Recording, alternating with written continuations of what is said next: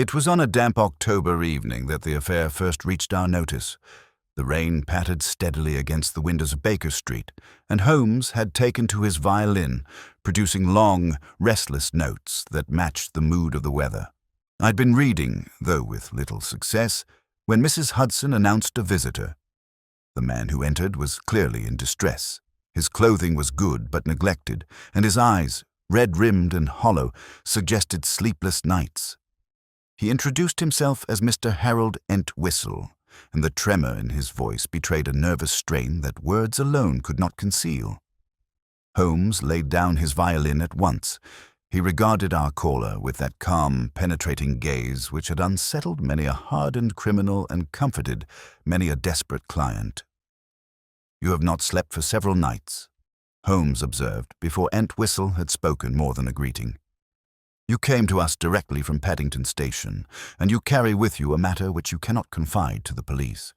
Pray, sit down and tell us the substance."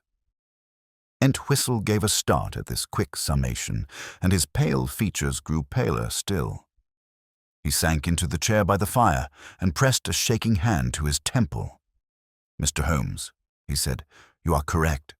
I have not closed my eyes in 3 nights, but it is not my own restlessness that brings me here. It is that of another, of a man who never closes his eyes at all."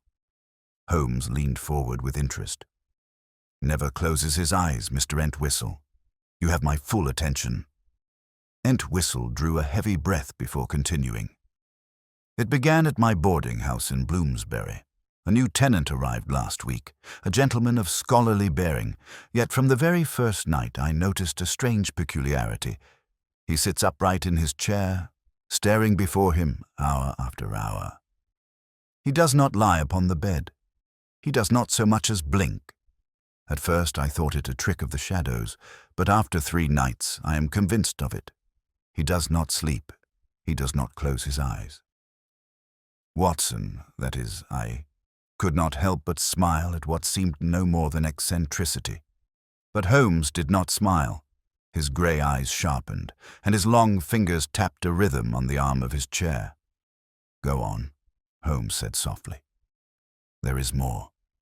There must be more." "There is indeed," Entwistle whispered. "2 days ago, a fellow lodger vanished from the house without a word. His room was found empty, his belongings gone, and last night I heard, God help me, the sound of someone weeping behind the locked door of the sleepless man's chamber." The room was silent save for the ticking of the clock. Holmes' violin lay forgotten upon the table. "This," Holmes murmured, "is no ordinary eccentric. Mr. Entwistle, you have brought us a case most singular." He rose, his tall frame casting a shadow across the lamplight. "Watson, make ready. Tonight we go to Bloomsbury." We left Baker Street. Within the hour, bundled against the damp chill of the October night, a mist hung over the cobbled streets, diffusing the lamplight into pale halos. Entwistle guided us toward his lodging-house in Bloomsbury, his anxious glances behind him doing little to reassure me. Holmes, on the other hand, strode with his usual deliberate calm, his gaze fixed not on the street ahead, but on some inner calculation. "Tell me, Mr. Entwistle," Holmes said at last, "this new tenant, did he give a name when he arrived?" "Yes, sir. He signed as Mr. Alwyn Jeffers. He claimed to be a scholar of Eastern languages." Holmes grunted softly. "And his habits, apart from the remarkable abstinence from sleep?" "Most peculiar, Mr. Holmes. He leaves his chamber rarely, and when he does, it is often at odd hours. He eats little, if at all. The landlady swears she has never seen him touch a morsel. When spoken to, he replies politely but with little warmth, as though distracted. Yet he always pays in good coin, which discourages inquiry." Holmes shot me a sidelong glance. "Coin, Watson. Always a convenient solvent for suspicion." I was about to comment on the oddity of such behavior when Entwistle gripped my arm suddenly. "Here," he whispered. "This is the house." It was an unremarkable building, 3 stories of brick with iron railings and a narrow stoop. Yet in the faint yellow glow from its windows, I fancied a shadow lingering too long upon the second floor, and the sight sent a shiver down my spine. Entwistle rang the bell, and after a delay, we were admitted by a pinched, harried woman who introduced herself as Mrs. Cribbins, the landlady. Her eyes widened at the sight of Holmes. "Oh, sir, I beg pardon. Scotland Yard, is it?" "Not quite," Holmes replied smoothly. "Merely a private inquiry. Mr. Entwistle has shared certain concerns, and I should like to hear them from you as well." She hesitated, twisting her apron. "It's not my way to pry into a lodger's habits, sir, but truth told, I've never had the like of Mr. Jeffers. He pays his rent a week in advance, never wants for anything, never complains. But he don't sleep, sir. That's the truth of it. You can walk past his room at any hour and hear him pacing. Or not pacing, just sitting, staring. I've caught sight of him once or twice. His eyes, sir, they don't close. Not for a moment." Holmes listened with grave attention. "And you mentioned to Mr. Entwistle that another lodger has disappeared?" "Yes, sir. Mr. Henry Fowler, a clerk at some office in the city. Quiet gentleman. 3 nights ago he vanished without a word. His belongings gone, but no note, no message. I thought perhaps he'd gone abroad sudden-like, but—" Her voice faltered. "But the same night I heard crying from behind Mr. Jeffers' door. It weren't Fowler's voice, I'll swear to it. It was higher, weaker. A woman's, perhaps. But I know there's no woman staying. There." Holmes tapped his chin. "You have not reported this to the police?" "I thought of it, sir, but what could I say? A lodger doesn't sleep and another leaves without notice. Hardly a crime. The police would laugh me out." Holmes gave a curt nod. "You did wisely to wait. We shall take a look." Entwistle led us up the narrow staircase, the boards creaking underfoot. At the second landing, he stopped before a door with peeling paint. "That is Mr. Jeffers' room," he whispered. Holmes bent, examined the floorboards, then the door itself. His sensitive fingers traced the keyhole. He raised his brows and beckoned me closer. In the dim light, I noticed what he had seen, a faint reddish smear upon the edge of the wood, no larger than a coin. "Blood, Holmes?" I murmured. "Possibly," he said, his tone unreadable. "But not recent. And see here, Watson. The door has been locked from within for some time. Dust has gathered in the keyhole." Entwistle shuddered. "But I tell you, he is in there even now. Listen." We pressed our ears to the panel. At first I heard nothing but the thrum of my own pulse. Then, faintly, a sound reached us. The scrape of a chair upon the floor, followed by slow, steady pacing. Holmes drew back at once. "Enough for now. To intrude would be premature. Let us speak further in Mr. Entwistle's quarters." Back in Entwistle's modest room, lit by a single gas lamp, Holmes seated himself and steepled his fingers. His expression was calm, yet I knew him well enough to detect the keen excitement behind it. "You are right to be uneasy, Mr. Entwistle," he said. "This matter is not trivial. A man who never sleeps is remarkable enough. Coupled with the disappearance, it becomes grave. Coupled again with the sound of a woman weeping in a locked chamber, it becomes urgent." Entwistle leaned forward.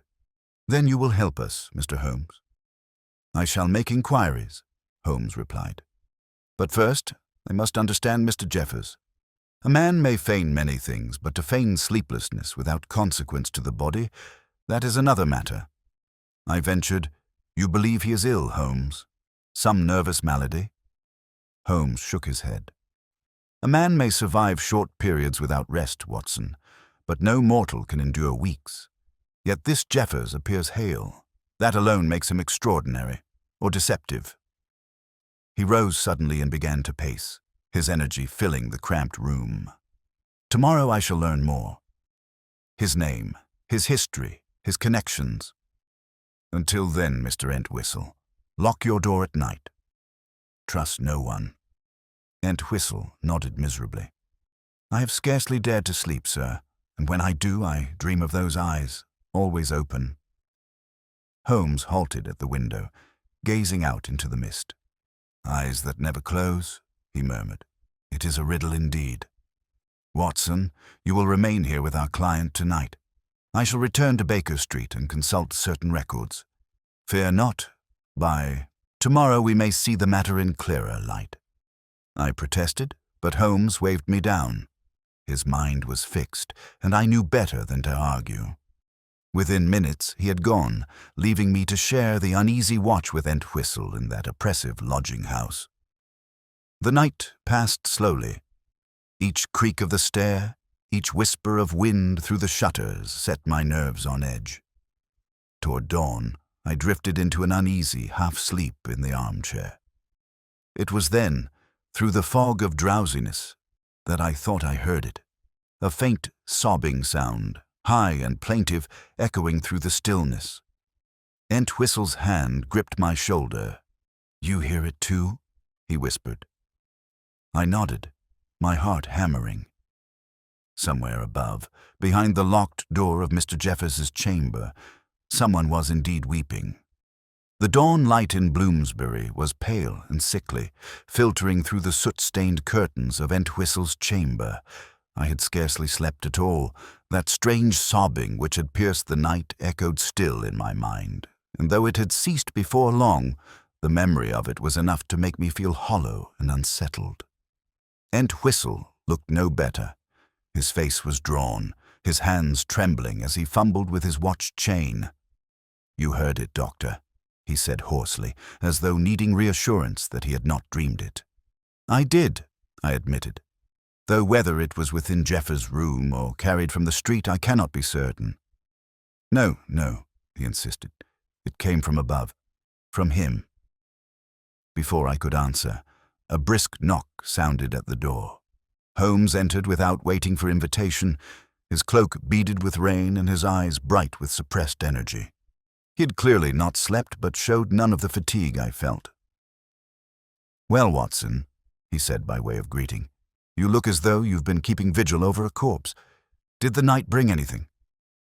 Entwistle recounted the sobbing we had heard. Holmes listened intently, his lips pursed. When Entwistle finished, Holmes crossed to the washstand and with his long forefinger traced a smear upon the porcelain basin. "Soap residue," he murmured. "And recent, though Mr. Entwistle assures me he has not used it this morning. May I assume you keep your jug of water untouched at night?" Entwistle blinked. Yes, I do. I never—" Holmes held up the finger for silence. "Then we may safely conclude that someone entered your room after you slept. You see, Watson, the particles of soap cling where the intruder washed his hands. Your water is slightly turbid also. The fellow is bold." The thought chilled me. "You mean Jeffers? Who else would prowl here at such an hour?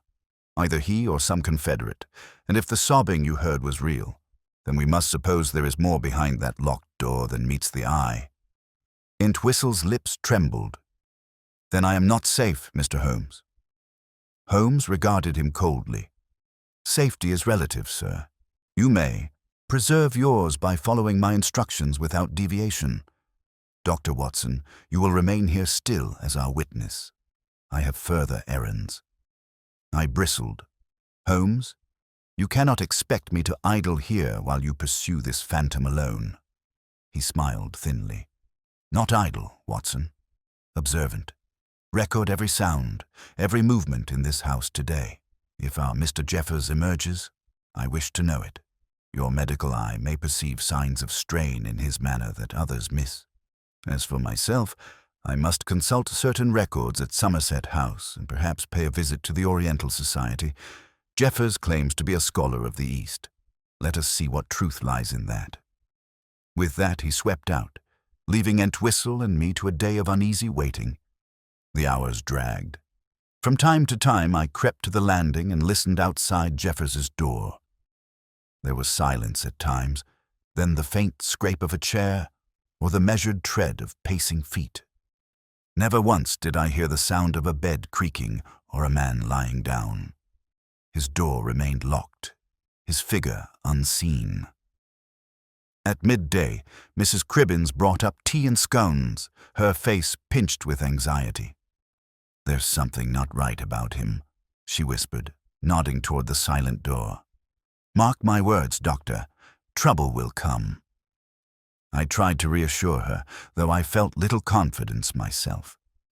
By evening, my nerves were stretched taut. Entwistle jumped at every footfall on the stairs, and I began to wonder if Holmes had miscalculated in leaving us.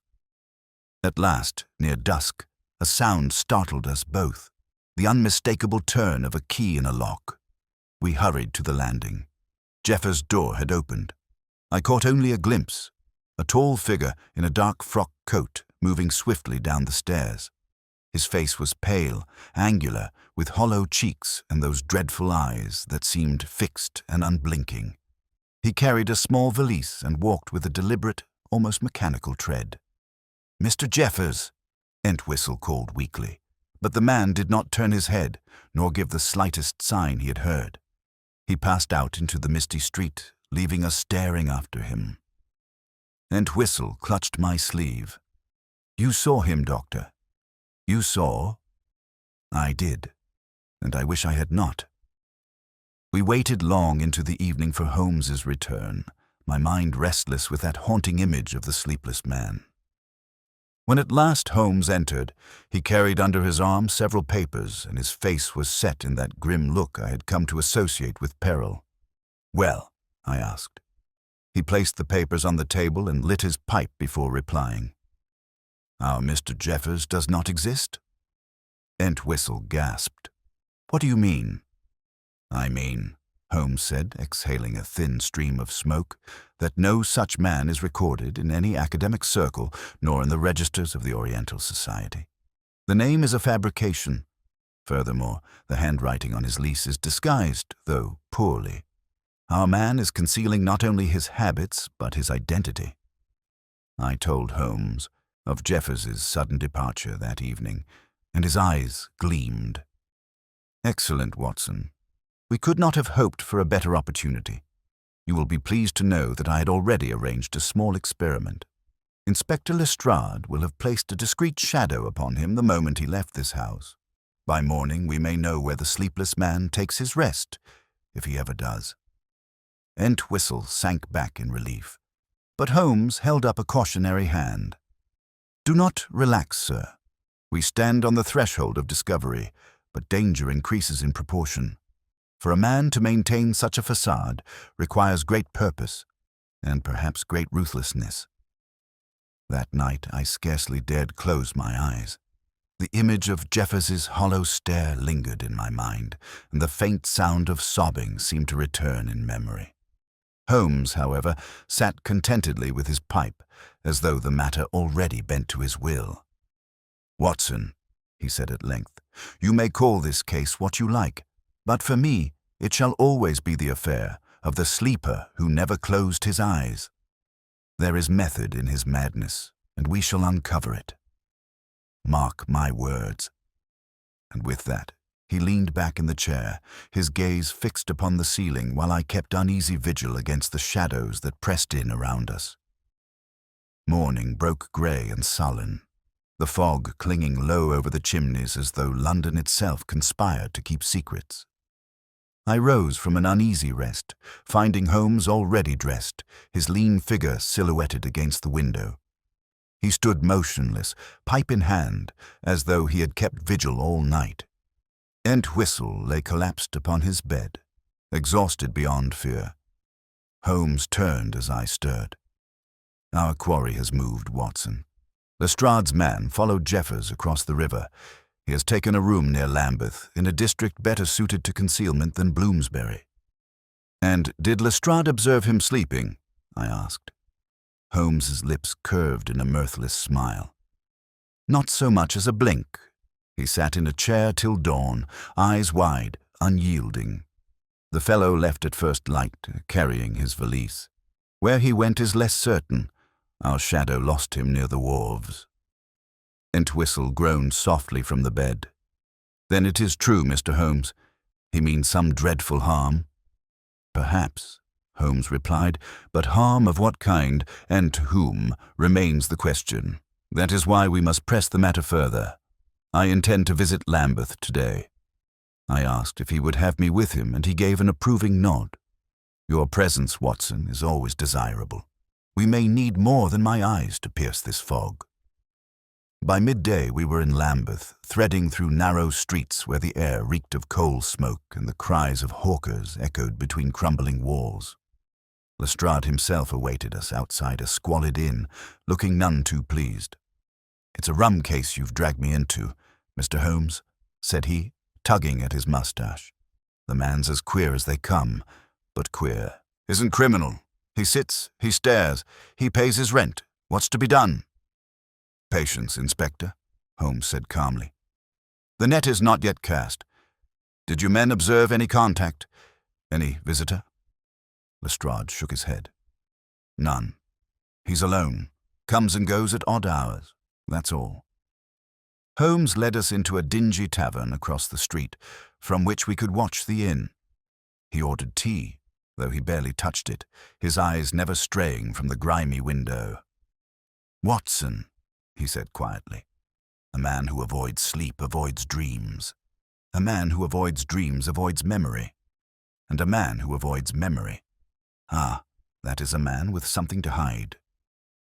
I frowned at his cryptic words, but before I could inquire, movement across the street caught our notice.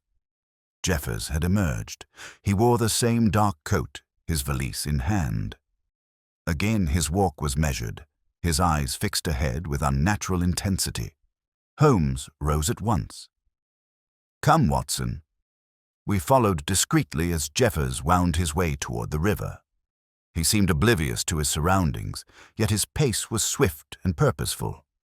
At length he entered a warehouse near the docks, the sign above it half obscured by grime. Carraway and Sons, shipping agents.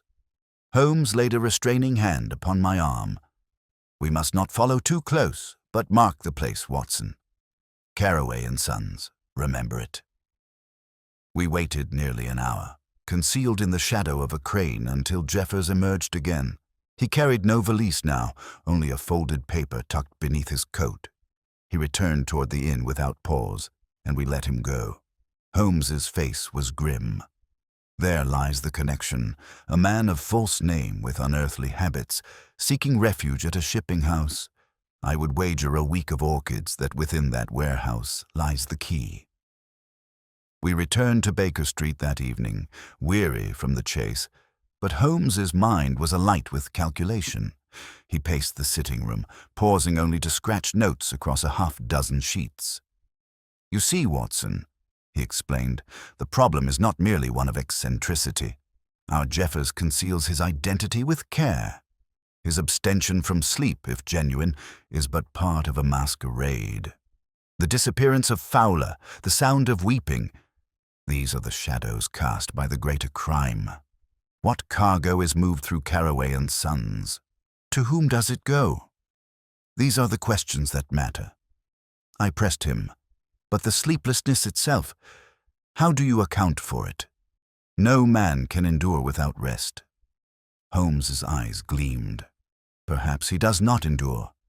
Perhaps it is illusion, or perhaps he has found other means. Until we know, we must tread cautiously.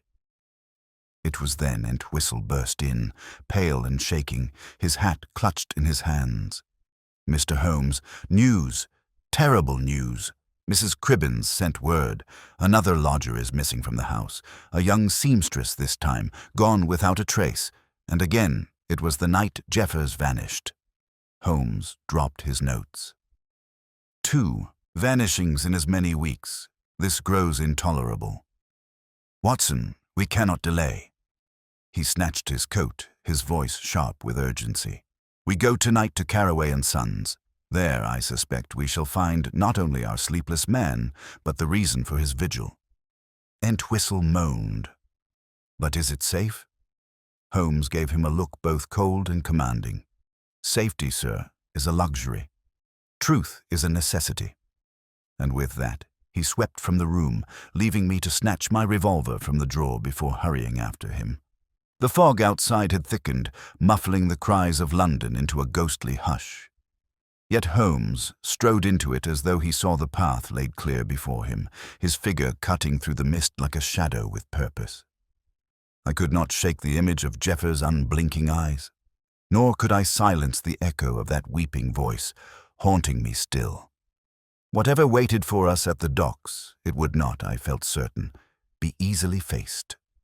Holmes wasted no time leading us down toward the river, his long stride forcing Entwistle and me to keep close behind.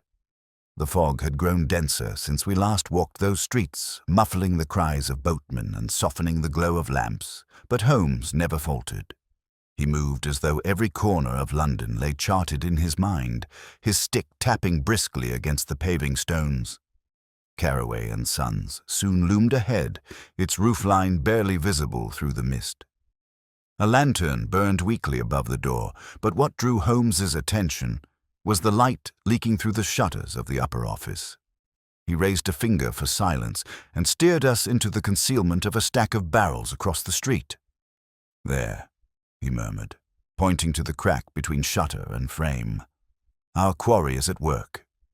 I leaned close and caught sight of the unmistakable figure of Jeffers. He was bent over a desk, papers spread before him, his movements slow and deliberate, as if every gesture had been rehearsed. Even from across the street there was something uncanny about his stillness. His head moved rarely, his posture never eased, and when he did pace, his tread was so measured it reminded me of a metronome. Entwistle gripped my arm. "It is him, always the same. Do you see, Doctor? Not even a blink." "Steady," Holmes whispered. "Watch and wait." Minutes passed before the quiet was broken by the sound of boots on the planks outside.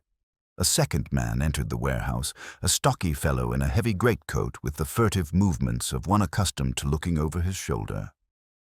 Jeffers greeted him without a word, merely producing a folded paper from his pocket.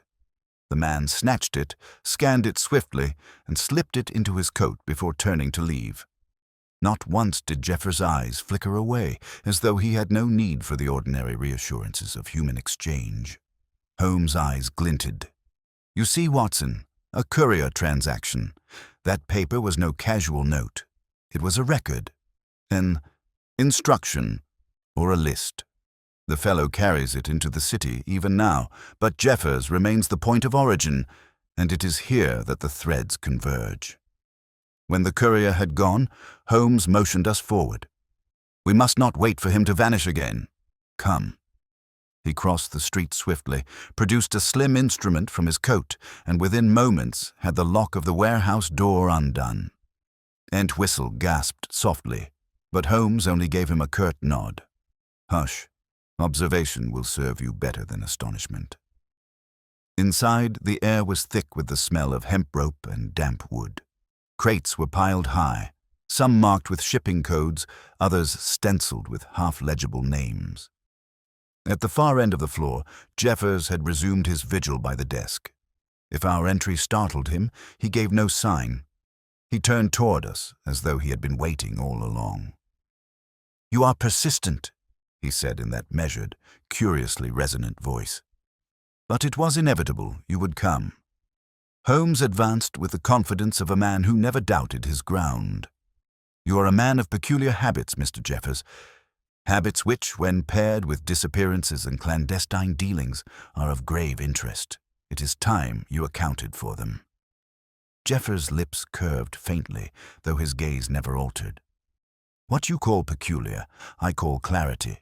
I have no use for the weakness of sleep. While the city slumbers, I'm awake. I act. Others dream away their chains. I sever them." "Chains?" Holmes's tone was cool, probing. "What chains did Mr. Henry Fowler wear, that you thought it necessary to relieve him of them?" Entwistle gave a strangled cry. "You admit it. You did something to Fowler." Jeffers' expression did not flicker. He was unworthy. He would have betrayed what we build. He sleeps now and will not awaken. I felt my blood run cold at the calmness of those words. Holmes, however, betrayed no alarm. He stepped toward a nearby crate, rapped it lightly with his cane, and then pried open the lid. Beneath a top layer of cloth bolts lay smaller, tightly wrapped parcels. Holmes cut one free with his penknife and revealed a dull, metallic sheen. "Opium," he said flatly. Jeffers inclined his head as if Holmes had merely confirmed a lesson already taught. "Yes, the city swallows its dreams in this dust. Others trade it for gold, but I—" His voice dropped lower. "I do not sleep. I do not dream. I keep watch." "While lining your pockets," Holmes remarked dryly. Jeffers' mouth curved again in that faint, unsettling smile. "Gold is the least of it. Sleep is slavery. Those who cast it off may rule." Holmes closed the crate with a snap of finality. "Your rhetoric would impress an audience of fanatics, but it does little to account for the weeping herd behind your door, nor for the vanished seamstress. Where are they, Jeffers?" For the first time a shadow crossed the man's still features. His jaw clenched, and his gaze shifted briefly toward a far corner of the warehouse where another row of crates stood, set apart from the rest. Holmes saw it. He always saw. "Ah," he said softly, "so even one who does not sleep can betray himself. Watson, be ready." I tightened my hold on the revolver in my pocket, though my pulse raced at the implication. Entwistle pressed himself against a wall, trembling violently. Jeffers's composure returned almost at once, but the slip had been enough. "You seek what you cannot understand," he said evenly. "Better you turn back. This is no place for those who still close their eyes." Holmes's voice hardened. "On the contrary, sir, this is precisely the place, and I do not turn back." He took a deliberate step toward the crates, his eyes never leaving Jeffers. The air in the warehouse seemed suddenly taut, as if the very shadows held their breath. Holmes's step toward the crates seemed to alter the air in the warehouse. Jeffers did not move at once, but I saw the faintest tremor run through the muscles of his jaw. His unblinking eyes fixed on Holmes with a stare that might have unnerved any man less accustomed to danger. "Stay back," Jeffers said quietly, though the words carried a peculiar weight, as if each syllable had been chosen with care. Holmes gave no sign of halting. His gaze remained steady, his tone cool but edged. "If you wish to conceal nothing, you would not have betrayed yourself with that glance. What lies there, Mr. Jeffers, that so unsettles even one who claims to have mastered sleep?" Jeffers' hand moved slightly, as though toward his coat pocket, and instinctively I stepped forward, my revolver drawn. The sound of the hammer clicking back echoed harshly through the silence. Entwistle gave a gasp and pressed himself tighter against the wall. "Careful," I warned. For a heartbeat, no one moved.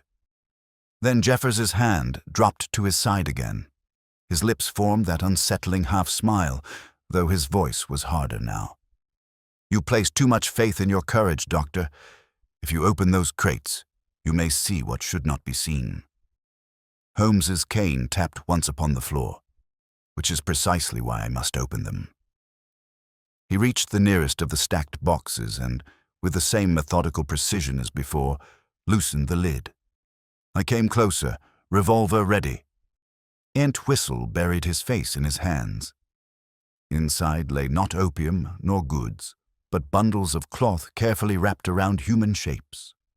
Holmes peeled one away with quick hands, and a pale face was revealed beneath. Still, lifeless, but unmistakably human. Entwistle shrieked, a sound that chilled the blood. Holmes bent closer, examining with clinical detachment. "It is Fowler," he said, his voice low. "Note the mark upon the throat, Watson. Constriction. He was strangled, and the body preserved crudely for removal under cover of legitimate cargo." I recoiled. "Good God, Holmes." Then the seamstress. Holmes cut me off. "Search the others." With mounting dread, I tore at another bundle. Sure enough, beneath the wrappings lay the delicate features of a young woman. Her eyes were closed, as though in sleep, but her stillness was final. Jeffers's voice rang out behind us, calm yet resonant. They were weak. Sleep bound them. I severed their chains. I turned, fury rising. You murdered them. He did not flinch beneath the revolver leveled at his chest. Murder? He said softly. No. I delivered them from the tyranny of slumber. They were consumed by dreams they could not master. I gave them permanence. They will not dream again. Holmes straightened, his face grim but composed. Your philosophy is but a cloak for brutality. You use the opium trade as cover for disposal, and your ravings of sleeplessness are the delusions of a diseased mind. Whatever you have made yourself believe, sir, the law will call it by its proper name. Murder. Jeffers' eyes flashed, and for the first time there was a ripple of emotion beneath his facade. His voice rose, sharp and cutting. You do not understand. I am awake. More than you, more than any man who clings to his nightly oblivion. I see while others close their eyes. I rule while they are blind. That is no madness. It is mastery. Holmes's reply was swift, his tone like steel. And yet it is your wakefulness that betrays you, for the mind that never rests soon loses itself. You stand here boasting of clarity, but your deeds declare insanity. The tension had reached its height when suddenly a commotion erupted outside. The tramp of boots, the shout of a familiar voice. The door burst open and Inspector Lestrade strode in with 2 constables at his back. Holmes did not so much as glance at them. Excellent timing, Inspector. You will find 2 bodies here, ready for the coroner, and 1 man, alive, whose guilt is no less plain. Jeffers turned sharply, but the constables moved in with practiced speed. He made no attempt to flee, standing rigid as iron even as they seized his arms. His eyes, wide and blazing, fixed on Holmes to the last.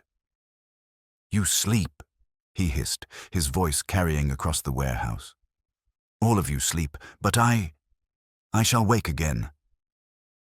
The words chilled me, though Lestrade only muttered impatiently as his men bound Jeffers. A fine piece of work, Mr. Holmes. Though I'll confess, I've seen some queer criminals in my time, never one who boasted of not sleeping. What devil drove him, I wonder? Holmes brushed dust from his sleeves. A mind unmoored, Inspector, fastened upon a grotesque idea and given license by circumstance. But his ravings matter less than his deeds. Ensure he is secured. For if ever a man was likely to attempt escape, it is one who abhors the stillness of sleep. Lestrade grunted agreement and signaled for his men to march Jeffers out. As they passed me, I caught the full force of that unblinking stare. It was not fear, nor even rage. It was the look of a man convinced of his superiority to every soul in the room. I shuddered, glad to see him led into the night. Entwistle staggered forward, white as parchment. Mr. Holmes, I cannot remain in that house, not after knowing what he hid behind his door. Holmes placed a hand upon his shoulder, briefly, almost with kindness. You shall not need to. The law will take its course. The boarding house will hold its shadows no longer. We left the warehouse shortly after, the fog swallowing up the sound of retreating boots. As we returned to Baker Street, Holmes walked in silence, his brow furrowed, his pipe clenched tightly between his teeth. I knew better than to disturb him, but my own mind swirled with questions. Why had Jeffers clung so desperately to his obsession with sleeplessness? How had such a philosophy entwined itself with crime so foul? It was only when we reached our familiar sitting room that Holmes at last spoke, lowering himself into his armchair with a weary sigh. We have glimpsed but part of it, Watson. The puzzle is not complete. Jeffers is in custody, but his words, his fixation, suggest a scheme broader than the deaths of Fowler and the girl. Somewhere, in his sleepless calculations, lies a purpose we have not yet uncovered. I stared at him in astonishment. Holmes, surely the discovery of those bodies and the smuggling alone are damning enough. What more could there be? Holmes closed his eyes briefly, then opened them again, sharper than ever. "Mark me, Watson, the man who never sleeps is not done with us yet." Holmes's final words echoed in my mind with a weight that robbed me of sleep that night. The man who never sleeps is not done with us yet. Jeffers sat in custody, chained and under constant watch, yet Holmes's certainty carried its own authority. I awoke late the next morning to find Holmes already at work, his dressing gown discarded, his eyes sharp and alert over a spread of notes and telegrams that littered the table. "You rise at last, Watson," he said without looking up. "We have business ahead of us." "Business? With Jeffers behind bars, surely?" Holmes cut me short, his long finger pressing upon a slip of paper. "Inspector Lestrade has wired. Jeffers passed the night without closing his eyes, seated upright in his cell." The warders were unnerved, but more unnerving is this. At some point in the night, though the door was locked and bolted, a piece of paper was found upon the floor outside his cell. A message, Watson, written in his hand. He slid the paper across to me. The words were few, but they made my blood run cold. "You cannot cage one who does not sleep. I shall wake where you least expect me." I stared at Holmes. "Impossible. If the door was locked—" Holmes smiled faintly. "No lock is absolute and no guard infallible, but it is not escape that concerns me most. It is the hint of wider design. Jeffers did not act alone. His dealings at Carraway and Sons prove as much. What we have uncovered is the surface. Beneath it lies a network." As if to underscore his words, Mrs. Hudson entered just then with the Morning Post. Holmes rifled through the letters swiftly, then paused at one envelope. It was thick, unmarked, addressed in a hand I did not recognize. He slit it open and drew out a single sheet. His brows rose, and he passed it to me without a word. The note contained only a phrase. "The sleeper's vigil continues. Midnight, Carraway's Wharf." Entwistle, who had remained with us in Baker Street, gave a strangled gasp. "It cannot be. He is imprisoned. How can he send this?" Holmes folded the paper neatly. "Whether he sent it or not is immaterial. The important fact is that there are others who speak in his name. We face not one man, but a circle, and they expect us tonight." The day passed in uneasy anticipation. Holmes busied himself with maps of the river and notes on shipping lines, while I struggled with the gnawing sense that the horror we had witnessed in the warehouse was not yet concluded. Entwistle paced the room in agitation until Holmes dispatched him on a simple errand, more to give him occupation than from necessity. As dusk fell, Lestrade arrived, his face grim. "You'll want to hear this, Mr. Holmes. We searched the rest of Carraway's warehouse, as you suggested. More crates, more drugs, and in one corner, a series of ledgers, names, payments, routes. It's a smuggling enterprise of scale. But there's something else. Entries marked with a strange symbol, a circle with an open eye. I've no idea what it means, but it's repeated often." Holmes's eyes gleamed. "The sign of their fellowship, Inspector. The sleepless circle, perhaps. Jeffers is not merely eccentric. He's a prophet to these people, preaching deliverance from sleep. That symbol is their creed." Lestrade frowned. "A creed of murder and smuggling, you mean?" "Precisely," Holmes said. "And tonight they test their strength. Carraway's Wharf at midnight. We shall oblige them." By the appointed hour, we three, Holmes, Lestrade, and I, were crouched in the shadows of the wharf, the river lapping darkly below.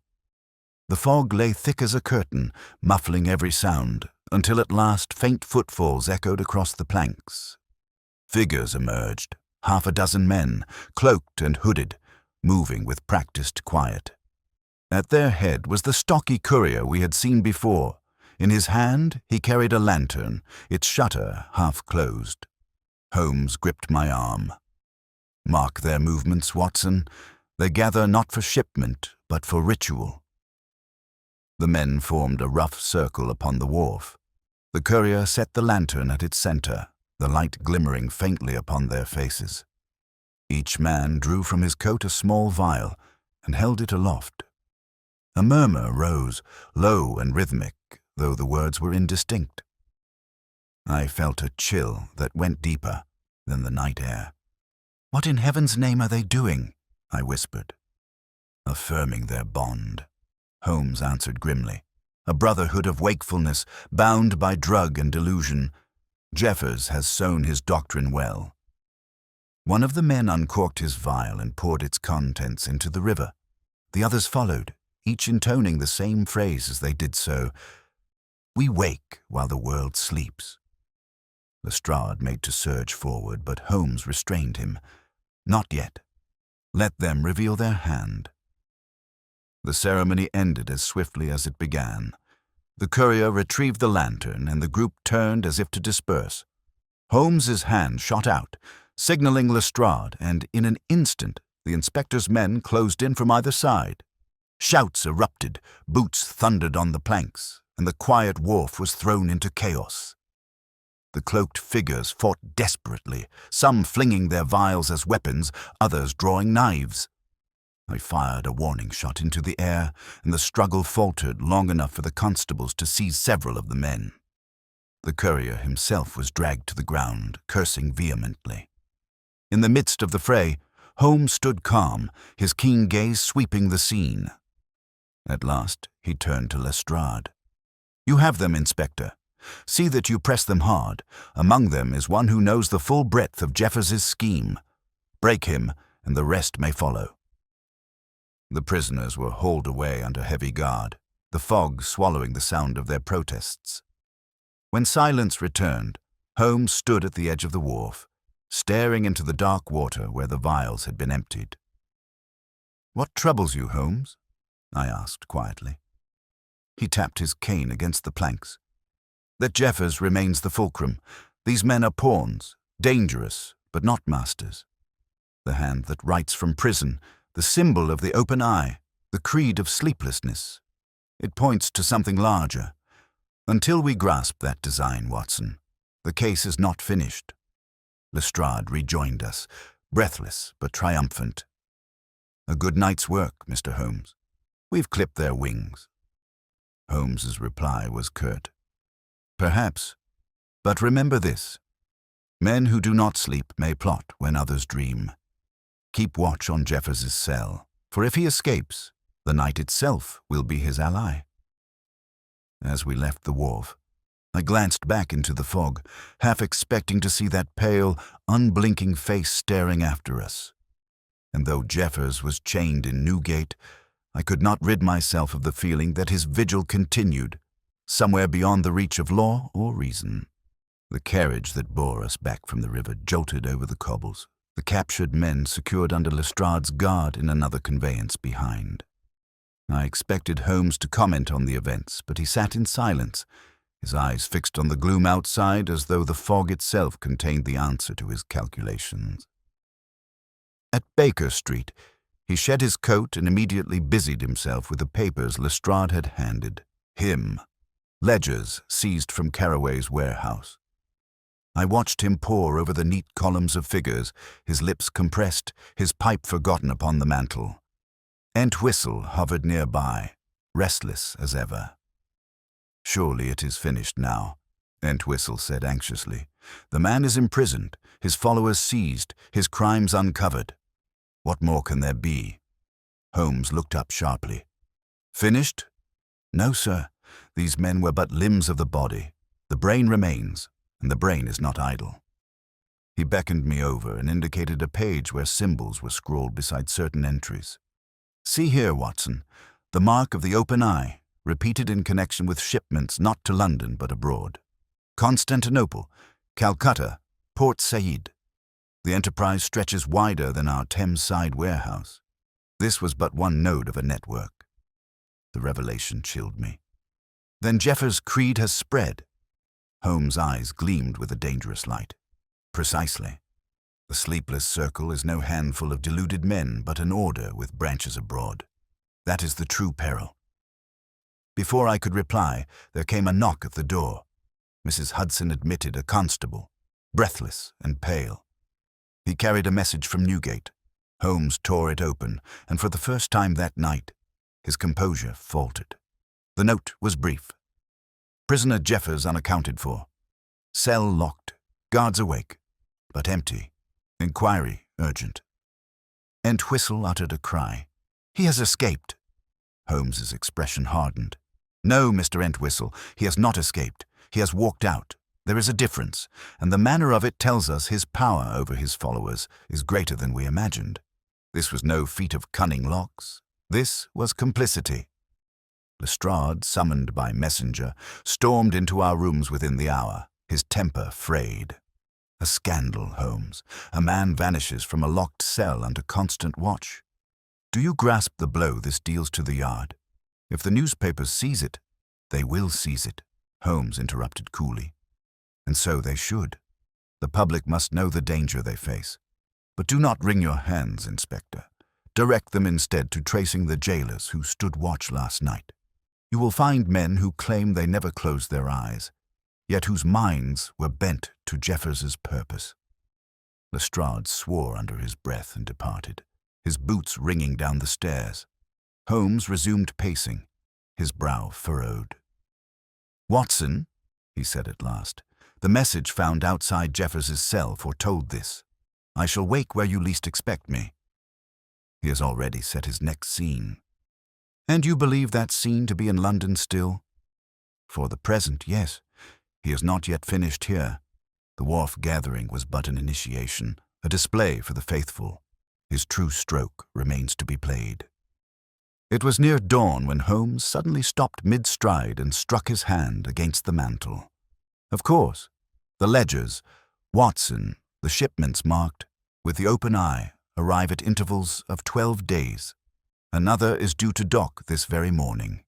If Jeffers has gone to ground, it will be there he re-emerges. We must intercept it." By 9 o'clock, we stood once more by the river, the bustle of the docks already at full tide. Steamers and cargo boats pressed against the quays, shouting dock hands hauling crates in an endless procession. Holmes moved swiftly among them, questioning foremen, scanning manifests, his keen gaze missing nothing. At length he halted before a vessel newly arrived from Alexandria. Its hold was being unloaded under the supervision of a tall, lean man whose face I did not at first recognize. Then he turned, and I caught my breath. It was Jeffers. No shackles bound him, no jailers flanked him. He wore a plain worker's coat now, but the hollow cheeks, the unblinking stare, the mechanical precision of his movements were unmistakable. He gave orders in a calm, steady voice, and the dock hands obeyed without hesitation, as though under a spell. Entwistle clutched my sleeve. How can this be?" Holmes's face was a mask of iron. "You see, Watson, the man has no need of chains when he commands allegiance by the eye alone. He has set himself as overseer of his own commerce. We could not act openly.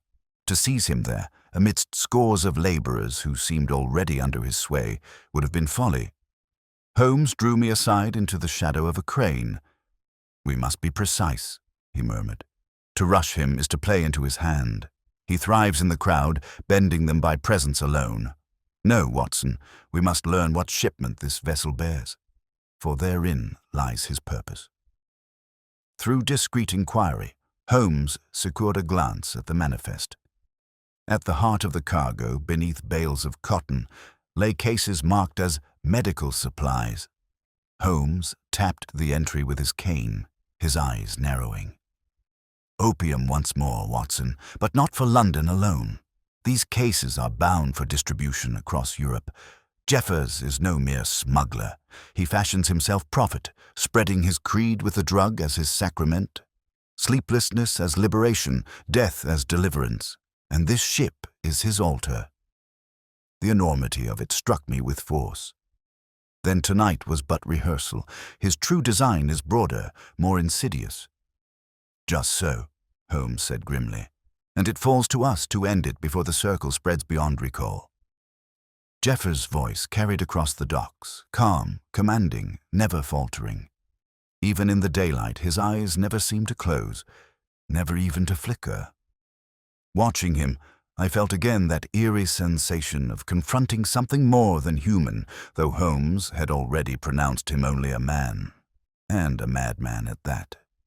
Yet as the cargo was carted away under his gaze, I could not rid myself of the thought that Jeffers, sleepless and unyielding, was indeed one step ahead of us, and that Holmes's struggle had only just begun. Holmes drew me deeper, into the shadow of the crane, his eyes fixed upon Jeffers as though the man were a specimen under glass. Jeffers moved among the dock hands with quiet authority, never raising his voice, never pausing to rest. It was uncanny. Where others tired or faltered, he remained constant, like a clock that refused to run down. "Observe him closely, Watson," Holmes murmured. "Not the man himself, but the effect he exerts. You see how the laborers defer to him, how none question his orders. He binds them without lash or bribe. They fall under his spell through presence alone. That is the true danger."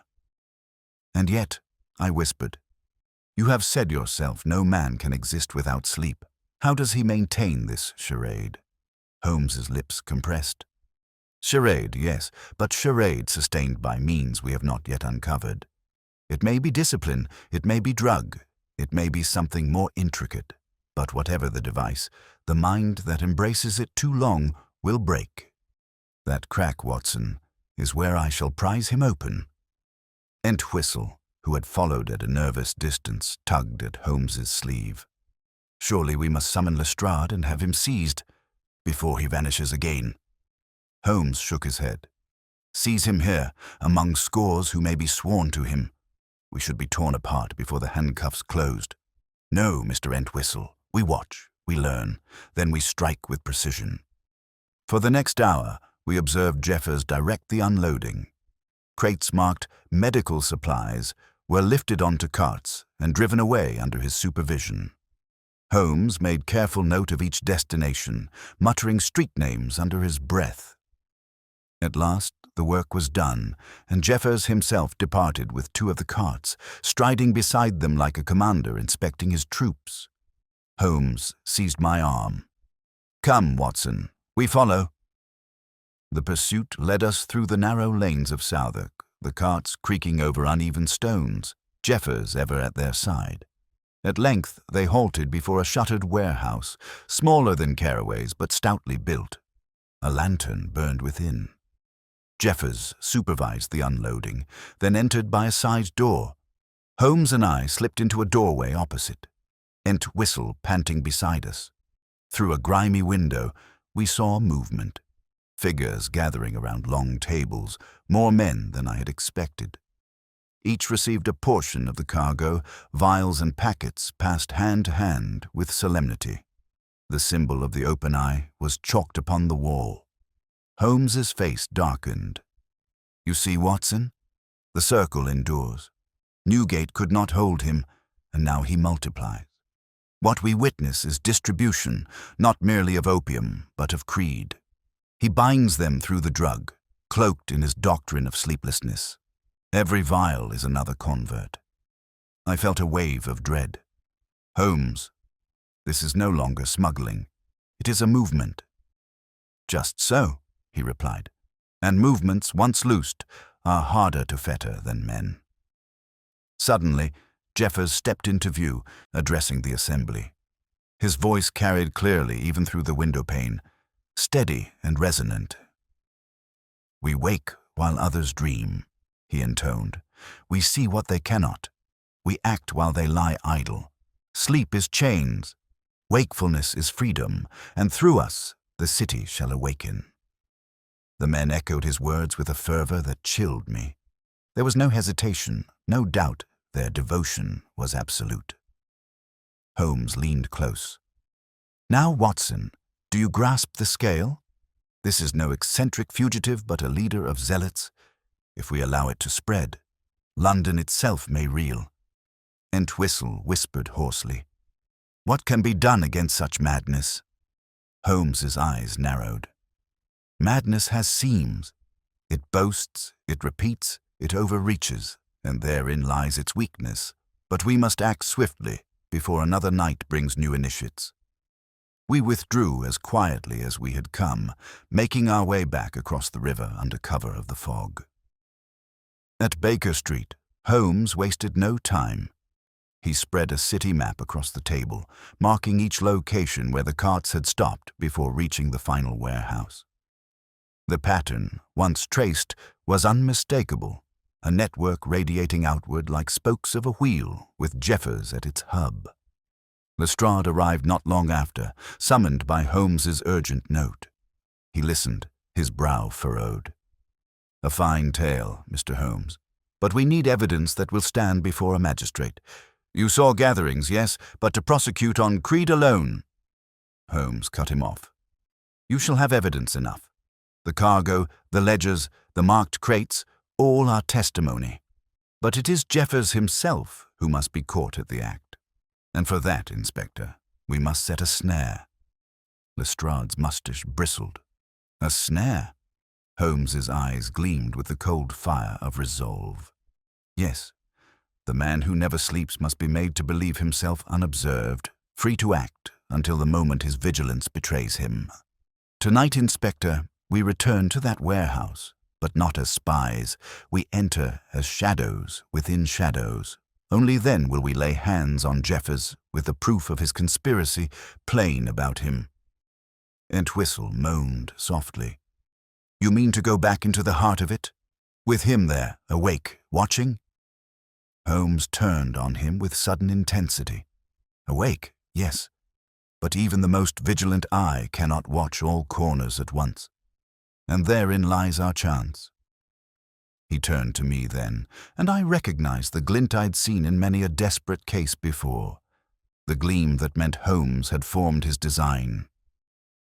"Watson," he said, "prepare yourself.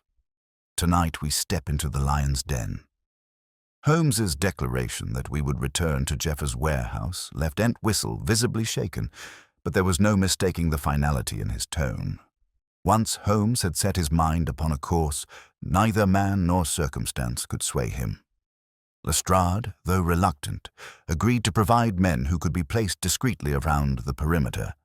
"But I warn you," he said gruffly, "if this turns into a riot, I'll not answer for the newspapers." Holmes replied with his usual calm. "If it turns into a riot, Inspector, the newspapers will be the least of our concerns." The remainder of the day passed in restless preparation. Holmes worked with unusual intensity, studying the ledgers again, scrawling notes upon slips of paper, even disappearing for several hours without explanation. When I pressed him, he gave only a brief answer. "Certain threads must be pulled taut, Watson. A trap is most effective when it appears no trap at all." By nightfall, we set out once more. Lestrade had stationed men in plain clothes around the warehouse district, but Holmes insisted that only we three, himself, Lestrade, and I, enter the building itself. Entwistle, despite his protests, was left behind at Baker Street for his own safety. The fog lay thick over Southwark, muffling the sound of the river and swallowing the glow of lamps. We moved in silence until the warehouse loomed before us. Light flickered from its high windows, and even from outside we could hear the low murmur of voices within. Holmes led us to a side door and, with deft precision, eased it open. We slipped inside and found ourselves upon a gallery overlooking the main floor. The scene below froze me where I stood. Jeffers was there, standing at the center of a circle of men. His presence dominated the room as utterly as it had upon the wharf. He spoke in measured tones, and though the words were indistinct at that distance, the rhythm carried like a chant. The open-eye symbol glared from the wall behind him, chalked in bold strokes, illuminated by lantern light. Crates lay open on the tables, their contents portioned out into smaller vials.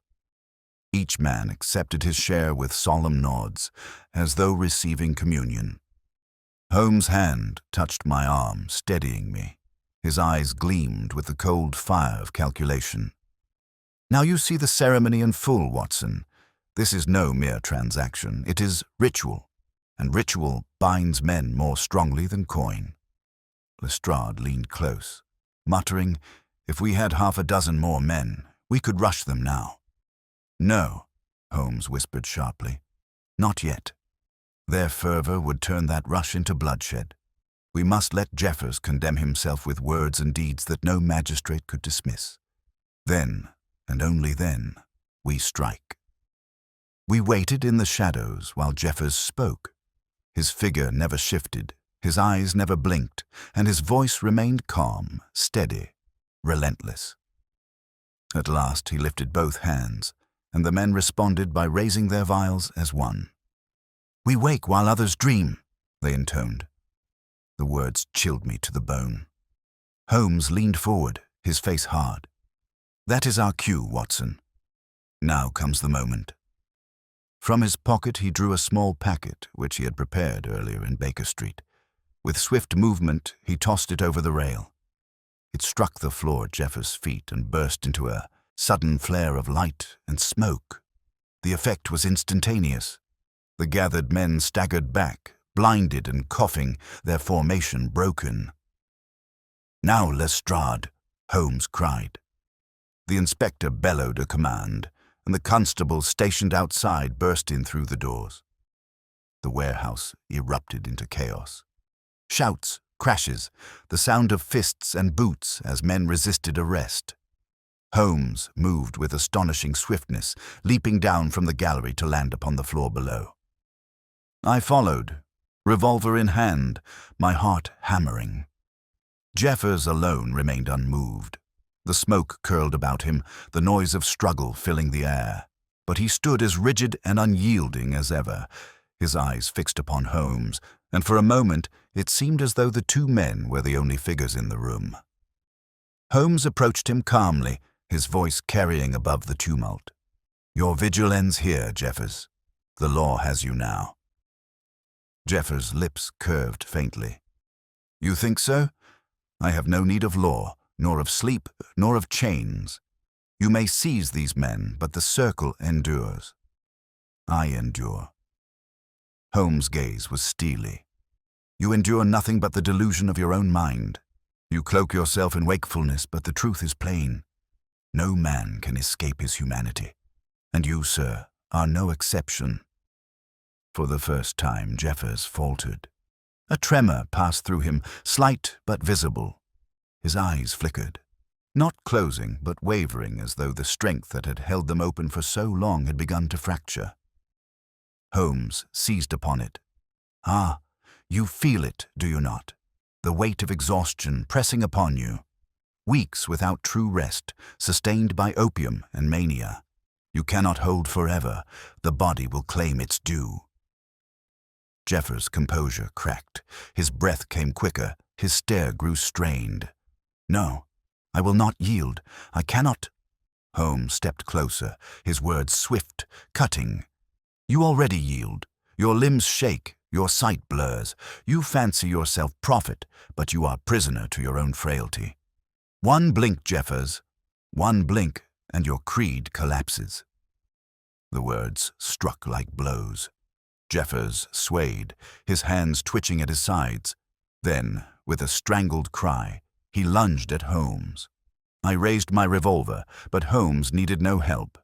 With a sudden movement of astonishing precision, he sidestepped, swept Jeffers' legs from beneath him, and brought him crashing to the floor. Constables closed in at once, binding his wrists and pinning him down. Jeffers writhed, his voice breaking into hoarse cries. "I will not sleep. I will not—" But even as he shouted, I saw it happen. The first flicker, the first faltering droop of eyelids that had been held open by will alone. For an instant they shut, then snapped open again in wild desperation. Holmes crouched over him, his voice quiet but merciless. So ends the sleepless vigil. The fight went out of Jeffers then. His body sagged, his eyes still open but glassy, unfocused. The constables hauled him to his feet, and this time he offered no resistance. Around us, the remaining conspirators were subdued, the warehouse secured. Lestrade wiped sweat from his brow. "By heaven, Holmes, I've seen some battles in my time, but this was like wrestling phantoms." Holmes straightened his coat, his expression cool once more. "Phantoms, yes. For Jeffers's power lay not in strength of arm, but in illusion, the illusion that sleeplessness grants dominion. That illusion is now dispelled." As Jeffers was dragged away, still muttering, I could not shake the memory of his eyes. Open, defiant, yet hollow, as though the vigil that had consumed him had finally burned his soul to ash. Holmes stood silent for a moment, watching the prisoners led out into the fog. Then he turned to me with a quiet finality. "Come, Watson, the night's work is done. But the tale of the sleeper who never closed his eyes is not yet at its end." The following morning dawned clearer than any we had known in days, as though the fog itself had been dispersed with Jeffers' capture. Lestrade had departed before first light to ensure the prisoners were secured and their cargo inventoried, while Holmes and I took our breakfast in uncharacteristic silence. Entwistle sat with us, pale but relieved, still shaken from his part in the affair. It was Holmes who broke the silence at last. He laid down his cup, leaned back in his chair, and fixed me with the keen gaze I had come to know so well. "Watson, the time has come to draw together the threads. You have witnessed every stage of this business, the vanishings, the vigil, the creed of sleeplessness. Now you shall hear the full design." Entwistle leaned forward eagerly, and I, notebook in hand, prepared myself for the customary unraveling of the tangle that only Holmes could so neatly unwind. "The figure of Jeffers," Holmes began, "appeared to you at first as a man of unnatural endurance. Eyes that never closed, a body that seemed to defy the need for sleep. But strip away the illusion, and what remains? A clever charlatan, propped up by discipline, opiates, and the credulity of his followers." "But Holmes," I interjected, "we saw him go nights without rest. Is it possible?" Holmes's lips curved faintly. "Possible, yes. For a time. The human body can be forced into unnatural states, but only at a terrible cost. Jeffers relied upon small doses of stimulants to stave off exhaustion, and when his body rebelled, he drowned it again in opium. It is a cycle known to medicine, Watson, but he cloaked it in philosophy, preaching sleeplessness as a creed rather than a mania. And so he drew others to his cause." Entwistle shivered. "And the disappearances? Fowler, the poor seamstress?" Holmes's expression grew grave. "They were sacrifices, of a kind. Fowler had begun to falter. He questioned the creed, threatened exposure. Jeffers could not risk such weakness, so he silenced him. The seamstress stumbled, too close to their circle, and she too was consumed. Their deaths were masked beneath the smuggling operation, their bodies hidden among shipments meant to carry opium abroad." I frowned. "Then the smuggling was the true foundation, and the creed but a mask." "Not so," Holmes corrected sharply. "The smuggling was the engine, yes, but the creed was the fire that fed it. Men who believe themselves chosen, awake while others sleep, are bound with chains stronger than iron. Jeffers gave them a philosophy to sanctify their crime, and thus the circle was born. The symbol of the open eye marked their ledgers, not merely as cipher, but as declaration. They were the ones who kept vigil while the world dreamed."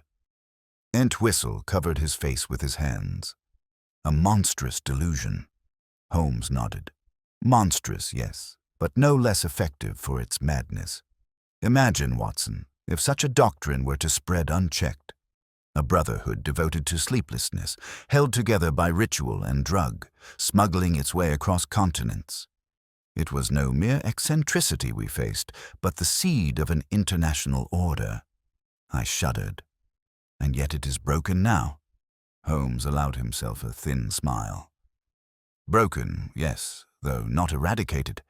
The circle may survive abroad, but in London it has been dealt a decisive blow.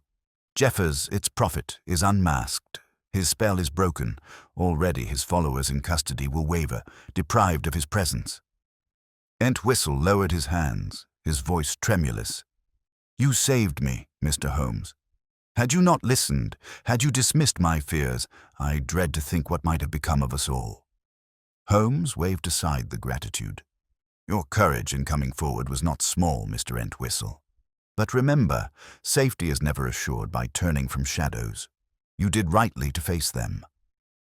After Entwistle had taken his leave, Holmes sank back into his chair, steepling his fingers. The morning sun cast his profile in sharp relief, and for a long moment he seemed lost in thought. At bottom, Watson, he said at length, this case reminds us of a truth both simple and profound. Men crave mastery over nature. Some seek it in gold, some in power, and others, like Jeffers, in the very denial of the body's needs. But nature exacts her toll, and illusion can only defy her for so long. You saw it yourself.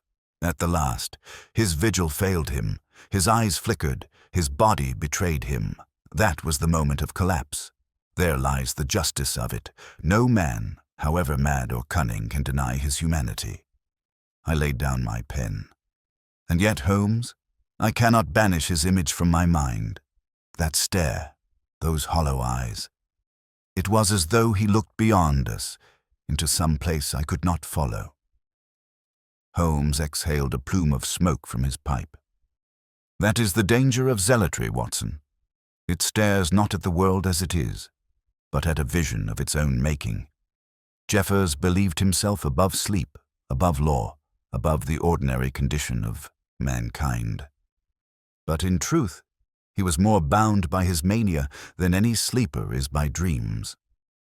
For a time we sat in silence, each occupied with our own reflections. Outside, the city stirred into its daily bustle, unaware of how narrowly it had escaped a darker tide. At last, Holmes rose and crossed to the window, gazing down upon Baker Street. The newspapers will make their sensation of it. They will call him the sleepless prophet or the mad scholar of Bloomsbury. But you and I know better, Watson. He was a man undone by his own illusion. A dangerous man, yes, but no more than that. The circle will fade with him. I nodded, though I could not help but wonder if, somewhere beyond our reach, others still whispered his creed. The open eye, drawn in chalk, seemed burned into my memory. Holmes must have read my thought, for he turned suddenly and clapped a hand upon my shoulder. Leave it, Watson. The case is concluded. London wakes as it always does. There will be fresh puzzles enough tomorrow. And with that, he returned to his chair, picked up his violin, and drew from it a long, deliberate note. It hung in the air between us, not unlike the case itself, a strange, haunting melody that stirred the imagination even as it resolved to silence. Thus ended the affair of the sleeper who never closed his eyes, a case of shadows, zealotry, and the peril of a man who sought to master nature itself. And as ever, it was Holmes who saw through illusion to the truth, leaving me to marvel once again at the unyielding clarity of his mind.